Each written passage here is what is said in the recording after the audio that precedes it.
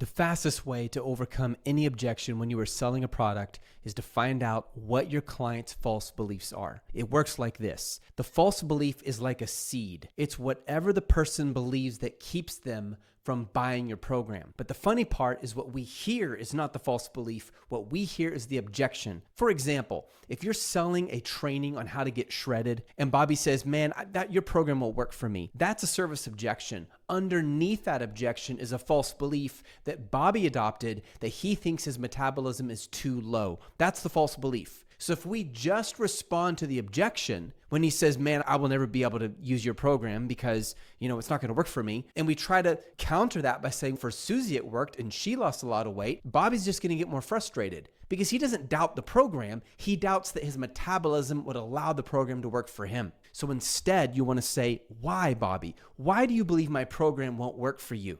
And he says, because I have a low metabolism. Now, Bobby probably adopted that belief years ago when he tried to lose weight, and maybe someone told him or a doctor or his own experience made him conclude he has a low metabolism. When people see your product, they're bringing it through a filter of their experience, and they're quickly judging whether or not it's going to work for them. So the best way to handle that is you simply say, Bobby, why? You get him to answer, and now you can tell a story from your life or from one of your clients' lives that overwrites his false belief. For example, hey, I have a very low metabolism. I know where you're coming from, but I found that when I ate whole foods and high protein, it automatically helped me to shed the fat, and the 30-minute workouts a day allowed me to get shredded. So again, it starts with a story. That's like the seed. They have an experience that creates a false belief. That's like the plant. And then the fruit is the objection. Don't respond to the objection, respond to the false belief. And you can find it if you simply ask them a one-word question, why? Why, Bobby? And that is how you overcome objections when you are selling.